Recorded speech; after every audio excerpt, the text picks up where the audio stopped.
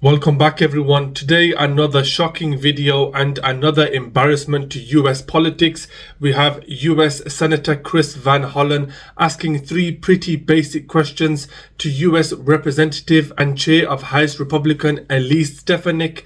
The three questions: human rights for both Israelis and Palestinians, human rights and self-determination for both Israelis and Palestinians, and whether Palestinians have the right to self-determination. It's shocking that a US representative cannot and will not answer the question. Mr. Chairman, Representative Stefanik, it was good to meet with you the other day.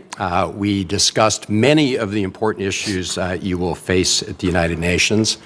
And I was pleased to hear you say that despite your voting record in the House, you support funding for the United Nations and most of its agencies. And we agreed that U.S. disengagement from the United Nations would simply cede lots of territory to our adversaries.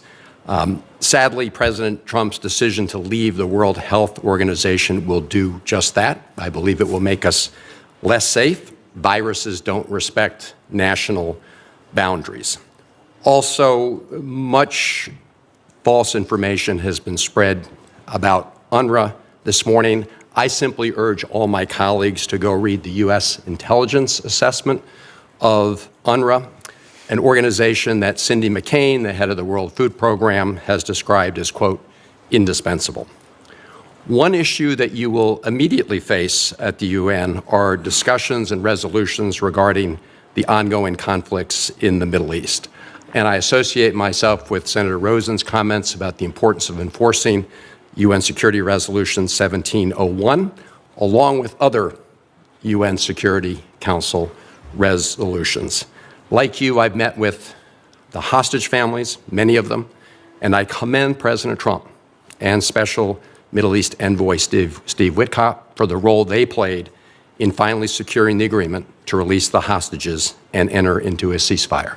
It's essential that they achieve its full implementation. I'd like to discuss your views about what people refer to as the day after in Gaza and beyond. President Trump has an opportunity to bring some light at the end of a very dark tunnel we find ourselves in, the latest chapter being the horrific Hamas attacks of October 7th. The president has said he wants to bring long-term peace and security to the region. Clearly, Hamas can have no role in that future, but long-term peace must include security, self-determination, and dignity for Israelis and Palestinians alike. When we talked in my office, you agreed that we should stand up and protect universal human rights and self-determination for all people, including both Israelis and Palestinians. And I'd just like to hear you today say that that's your view. To put that view in the context of the day after question, I think President Trump is uniquely positioned at this very challenging moment to bring peace to the region, to eradicate terrorists of Hamas and Hezbollah, to protect Israel's national security. If you look at the failures, we've given billions of dollars, and this is just the bilateral aid to the Palestinians, and it has been abused by Hamas. Representative Stefanik, it was a very simple question. I just asking you if you agree with the statement that in order to achieve long-term peace and stability in the Middle East, that we have to secure the human rights and rights of self-determination for both Israelis and Palestinians. That's a yes or no? I support human rights for all, and I think it's a disgrace that Hamas and Hezbollah have stripped human rights of the Palestinian people, and we need to ensure that we are standing up for human rights, and Israel is standing up for human rights. It is a beacon of human rights in the region. We agree with that. I asked you in my office also about whether Palestinians have the right of self-determination. My understanding was you said yes. Do you have a different answer today?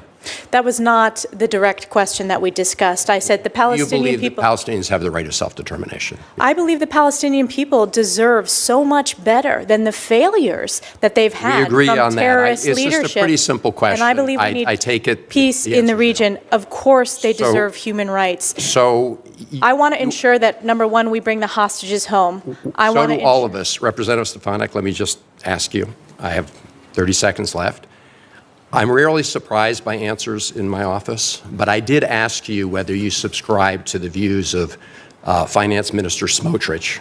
Of who? I'm sorry, Finance. Smotrich, this is the Israeli Finance Minister Smotrich, and the former National Security Minister Ben-Gvir, who believe that Israel has a biblical right to the entire West Bank. And in that conversation, you told me that, yes, you shared that view. Is that your view today? Yes. Okay. I think when it comes to this very difficult issue, if the president is going to succeed at bringing peace and stability to the Middle East, we're going to have to look at the UN Security Council resolutions, not just the ones on Lebanon, which we should enforce, but other UN Security Council resolutions. And it's going to be very difficult to achieve that if you continue to hold the view that you just expressed, which is a view that was not held by the founders of the State of Israel, who were secular Zionists, not religious Zionists. Thank you, Mr. Chairman.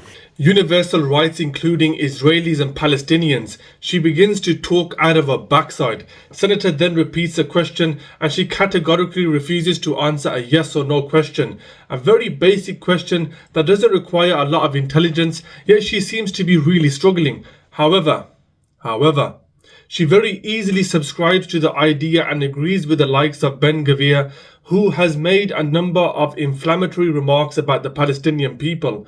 Not only that, but under international law, settlements in occupied lands are considered illegal, yet she very easily and confidently subscribes to the idea that the entirety of the West Bank belongs to Israel. Another example of a highly intelligent politician who actually doesn't really know a lot. Let me know your thoughts in the comment section below. Thanks for watching. Support me by liking and subscribing, and I'll see you on my next video. Peace out.